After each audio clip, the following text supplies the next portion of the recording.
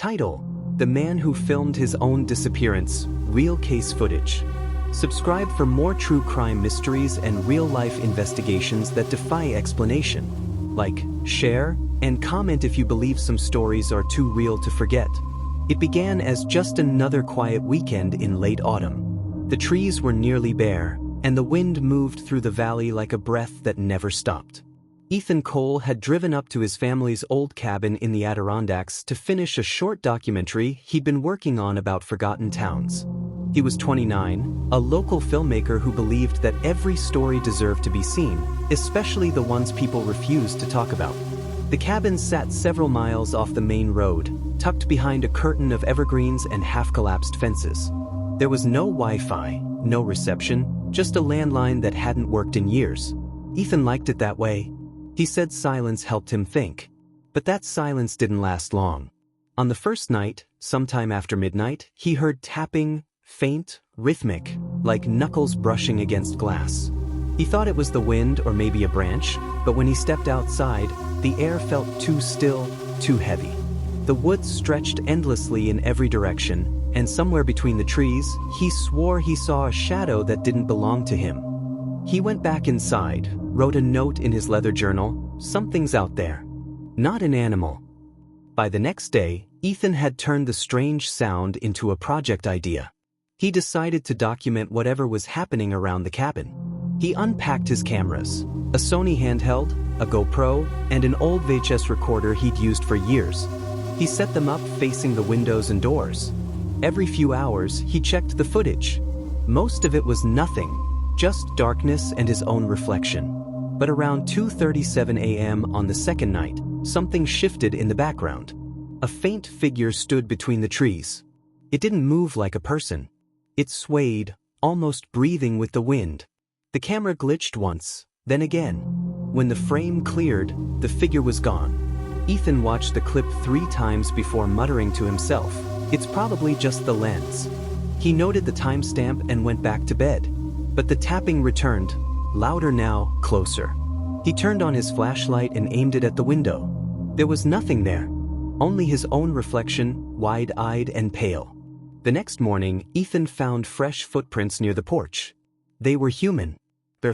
He followed them a few meters into the woods until they abruptly stopped at a tree, as though the person had vanished mid-step. He spent the rest of the day recording everything. The forest, the cabin, the footprints. He even left one of his cameras running inside while he went to the edge of the property to test sound levels. When he returned hours later, the door was open. Ethan played the tape that night. For the first 10 minutes, it showed nothing unusual. But near the end, the camera shifted slightly on its own, as if someone had moved it. And from the reflection in the cabin window, Ethan could see something standing just behind his chair. He paused the footage there. That's when he realized the chair had been empty. The morning after that recording, Ethan barely spoke. His journal entries from that day were shorter, rushed, filled with incomplete thoughts. "Something moved the camera," he wrote. "I didn't touch it. Can't explain it. Need proof." He left all 3 cameras running that night, one outside by the porch, another aimed at the woods, and one facing his bedroom door. Around 3 a.m., a low hum began on the audio track. It wasn't mechanical. It pulsed, irregular and deep, like a breath drawn too close to the microphone. Then came the tapping again, but this time, from inside the cabin. The porch camera caught the door slowly opening, inch by inch, until darkness filled the doorway. No one stepped in. Still, the hum grew louder, vibrating through the wooden frame. Ethan could be heard whispering, asking if anyone was there. Then, silence. By morning, the hum was gone, but his window was open, though he remembered locking it. His coffee cup had been moved to the center of the table. And on its rim, a perfect fingerprint, too long and narrow to be his. Ethan began calling friends from a gas station payphone 10 miles away. Most didn't pick up. One finally answered, but the line kept cutting out. The friend later told investigators he heard Ethan say one sentence before the call dropped. "They want to be filmed." Over the next 2 days, his recordings became erratic. He stopped sleeping. He filmed himself pacing, muttering about the forest being alive. He started marking the walls with chalk, drawing circles and arrows pointing to the windows. His face grew thinner, his eyes sunken. Then came the final tape, labeled in black marker, "They're inside." It began normally enough. Ethan sat at his desk, whispering directly to the camera, his breath shallow. "If you find this, don't come here," he said. Behind him, faint movement flickered near the hallway door. He didn't seem to notice. A few minutes later, the lights flickered and something metallic clattered off-screen. Ethan jumped up, the camera tilted, showing only the cabin floor, but what it captured in the reflection of the glass cabinet was unmistakable. A figure standing at the end of the hallway, motionless. The footage ended abruptly when Ethan's face came into frame again, terrified, his mouth open as if he'd just realized something. Then static. When police later reviewed the footage, they confirmed the timestamp was 3:14 a.m. Ethan's truck was discovered abandoned that same morning, engine still warm, driver's door open. His camera, phone, and shoes were missing. Search teams combed the forest for a week. No signs of a struggle, no footprints, nothing. But the lead investigator made one chilling remark that never made it to public reports. The trees near the cabin had been marked with white chalk, circles and arrows identical to the ones Ethan had drawn inside. And every arrow pointed toward the spot where his camera was found. The revelation. By the time the search officially ended, most people assumed Ethan had wandered into the forest and never found his way out. But what investigators recovered 3 weeks later changed the entire tone of the case. A local hunter discovered a small camera half buried in mud, less than a mile from the cabin. It was Ethan's. The lens was cracked, but the memory card was intact. When police played it back, the file wasn't corrupted, it was new.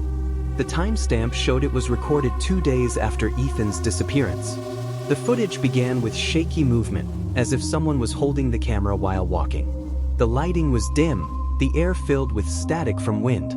Then Ethan's voice, soft, almost pleading, broke through the noise.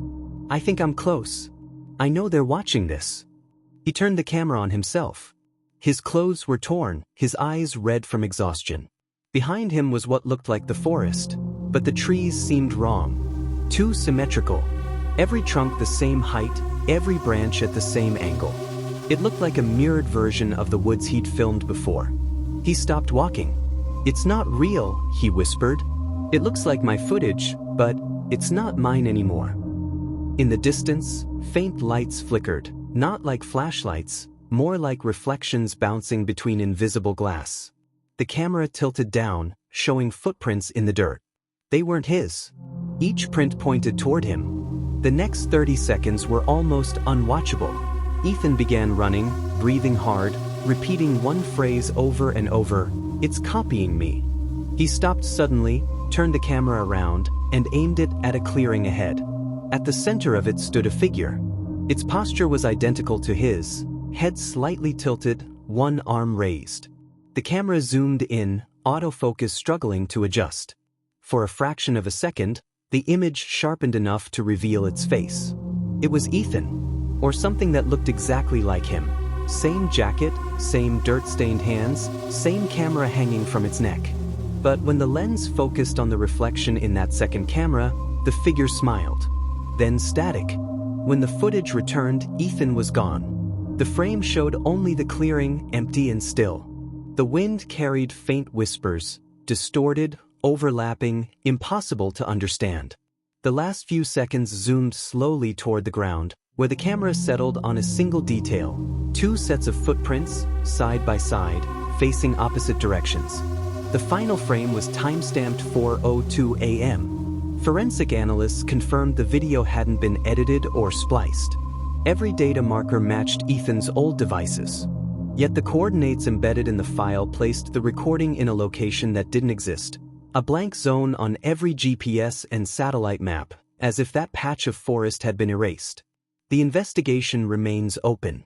The cabin burned down months later, the cause undetermined. But locals still claim that on quiet nights, if you walk far enough into the trees, you can hear the faint click of a camera recording in the dark. And sometimes, if you listen closely, it clicks twice.